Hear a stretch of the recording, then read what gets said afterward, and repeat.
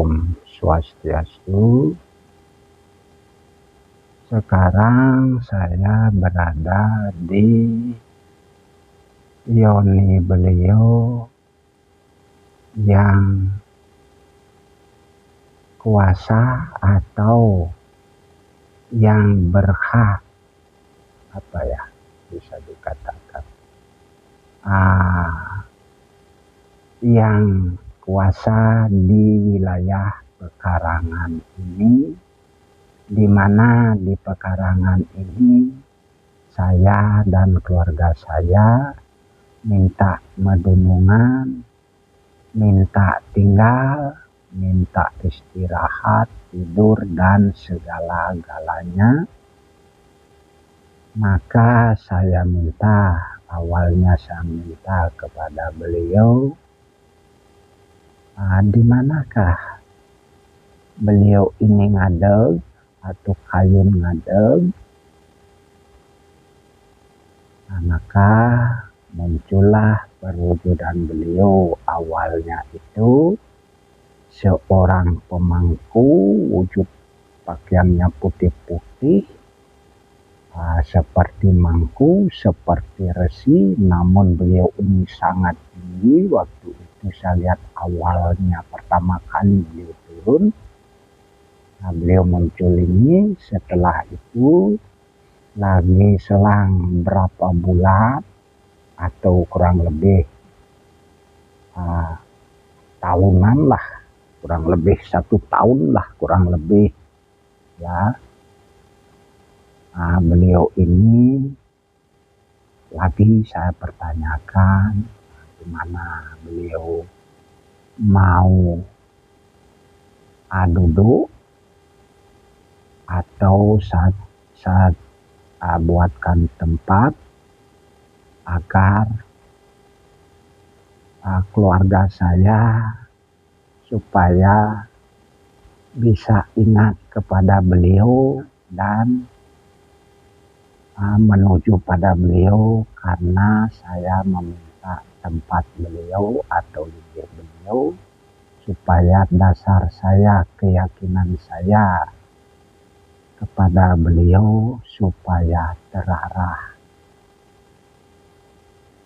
Nah, maka dari situ saya minta, akhirnya beliau muncul dan memberikan sabda.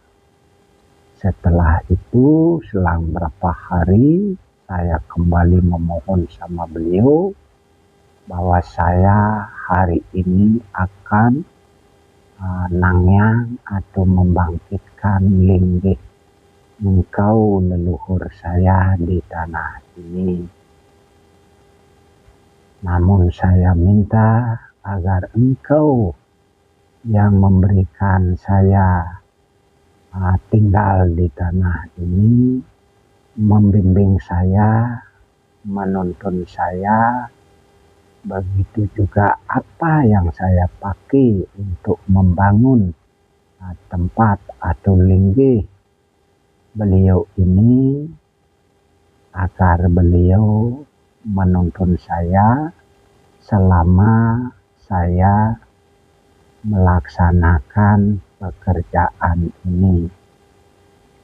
Nah, dari situ, dari awal saya mulai kerja itu mulai saya ambil sore hari ya, menjelang gelap saya mulai membuat dasar dengan menggunakan yaitu seranah hitam, yaitu olahan ayam hitam saya olah. Begitu juga daksino, yang disebut daksino itu adalah isi alam. Ya, kalau isi alam yang disebut daksino ini sama dengan jiwa saya. Kalau dalam praktek alam yang memberikan saya bahwa daksino ini adalah seorang bayi atau anak kecil yang baru lahir. Ibaratnya seperti itu, dia adalah belahan jiwa saya Ya, maka dialah yang saya korbankan untuk membangkitkan leluhur saya ini agar bangkit. Itu tujuannya di situ. Ibarat bayi atau anak saya selaku Daksino ini ibaratnya anak saya korbankan untuk membangkitkan leluhur saya ini. Artinya dalam dunia ini gunakanlah jiwa raga Anda, hati nurani Anda, ketulusan yang sesungguhnya. Itu tujuannya untuk membangkitkan linggih beliau agar tanpa serana lagi, tanpa menggunakan upekara yang lain. Disitulah kita akan tahu sebuah kebenaran. Nah, dari situ saya praktekkan itu. Apa yang saya buat ini tidak ada kata berhenti dan tidak ada kata istirahat. Ini total, ini murni dari dasar saya ambil sampai selesai, kapanpun selesai. Ya, saya tidak boleh berhenti dan tidak boleh bercerita apapun. Begitu juga tidak boleh makan dan minum sampai selesai. Di situ kunci yang diberikan oleh leluhur saya di tanah Sulawesi ini. Agar kemurnian sesungguhnya, ya, kemurnian sesungguhnya supaya muncul dalam hati nurani kita. Maka dari situlah kita akan melihat pemandangan, perwujudan yang tak bisa kita jabarkan dalam dunia ini. Ya, yang tak bisa kita jabarkan, tak bisa kita tuturkan kepada orang lain. Itulah dunia sesungguhnya. Dari situ.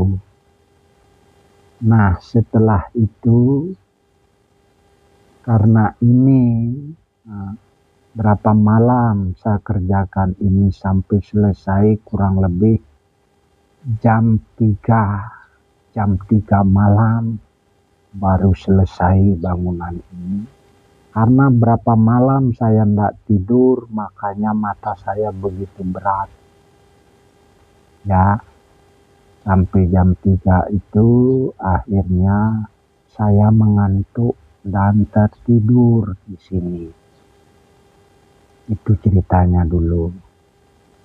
Nah, karena saya tertidur, begitu pagi saya kaget. Kagetnya begini. Apa yang saya bangun ini, saya tidak menemukan beliau ada di sini. Karena saya ketiduran. Karena tidak ada penguat dari linggih beliau ini, dari beliau. Apakah benar beliau ada di sini, apa tidak. Itu hati nurani saya selalu bertanya itu. Adakah beliau di sini atau tidak? Kenapa saya tidak dapat petunjuk apa-apa? Karena saya ketiduran, tidak mampu, saraf saya lemah sekali. Nah, itulah sampai pagi hari saya cuci muka. Habis itu saya duduk. Di depan masih ada tempat duduk dulu yang disebut balai bengong. Baku hadap dengan linggih beliau ini. Saya terus bertanya. Itu pagi hari loh. Itu pagi hari. Saya bukan tidur, bukan mimpi. Ya, saya duduk, namun saya bertanya, adakah beliau ini di sini? Nah, adakah beliau ini di sini? Saya katakan begitu. Terus begitu pemikiran saya, namun saya tidak tahu, namun keajaiban itu muncul. Saya lihat bangunan ini seperti rumah. Namun saya lihat beliau ini 3 orang tidur di dalamnya. Nah, satu laki-laki, di tengahnya anak kecil, di sebelah kanannya itu anak istri atau perempuan, di tengahnya ini anak kecil. Nah, begitu saya melihat bahwa beliau ini 3 orang, saya kaget. Dengan bahasa langsung, ya kenapa? Nah, beliau ada 3, kenapa di sini ada 3? Saya bilang begitu. Maka mohon maaf kepada leluhur saya, ibu saya, miang saya, mohon maaf. Saya harus ceritakan kebenaranmu. Nah, setelah itu, karena saya tidak terima bahwa beliau ini 3 orang, ya, karena dulu beliau muncul cuma 1 orang dengan perwujudan seorang pemangku atau resi, namun di sini beliau muncul 3 orang. Akhirnya saya tidak terima. Nah, dengan bahasa saya, kenapa di sini 3 orang? Kenapa 3 orang? Mau diangkat 3 dengan